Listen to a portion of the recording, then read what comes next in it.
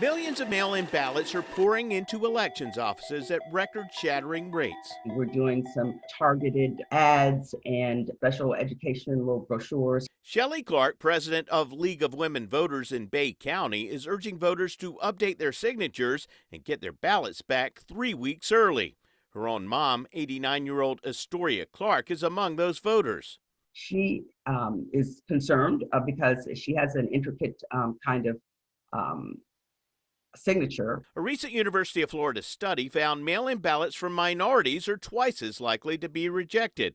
Older voters also have more ballots rejected, and Bay County has Florida's second highest rejection rate. We've talked about that and in her signature and, making sure that it is the same. No one writes exactly the same way twice. Tom Vastrick, a handwriting expert, came up with a crash course in signature matching for election officials. When the people require some level of training to be able to do this. Lawmakers who made training mandatory last year offered little guidance. What would you consider to be the minimal level of training to be an expert in your field? The equivalent of full-time 24 months of training. Vastrick's first class, given last October, lasted 1 hour 47 minutes. This is just kind of the Cliff's Notes version. Oh yeah, this is not, I'm not training the people at the Election Commission to be forensic document examiners. I am training them in the process of accepting or rejecting a ballot. We're going to break it down into its elements. I took the course online, like many members of the local canvassing boards. We all have viewed handwriting in our own way for all these years. The 116-page presentation covers handwriting systems, deviations, spacing, letter height ratio, baseline habits, letter connections, initial and terminal strokes, pen pressure, letter design, slant, variation, evolution over time, pen lifts.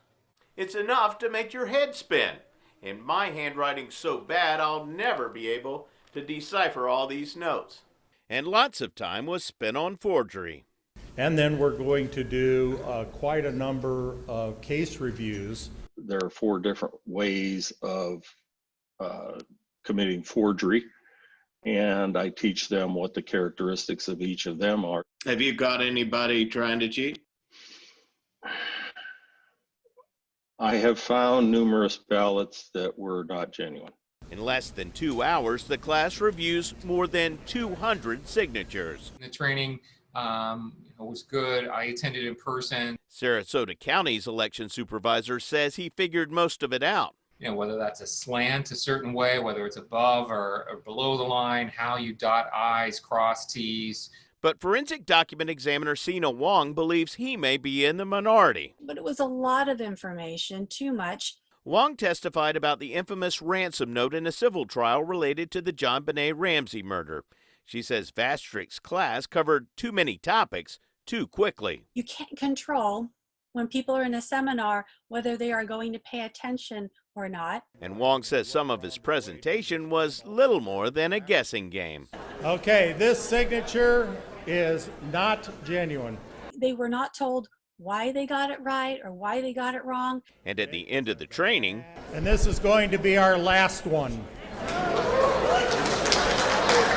Are any of these people ever tested on their knowledge? I don't know. I am not part of that process. the state confirmed in this email, no one has to pass a test. If they know that they are going to be tested at the end, I can tell you a lot more people are going to be paying attention. Florida's signature matching training was a bargain. The state paid Vastrick $2,000, less than $30 per county, for his seminar and a nearly identical refresher video posted on YouTube.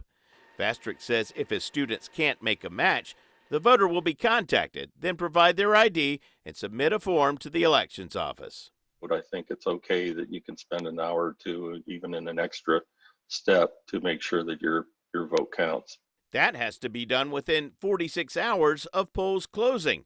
Shelley Clark says she's urging voters not to cut it close. Is that kind of a hardship on some of these folks who may be in their 80s or 90s? This is part of why we emphasize the October 13th. It's kind of like the Wild Wild West. You do as you please or you do the best you can. And what's going to be the outcome of that if it's a close election?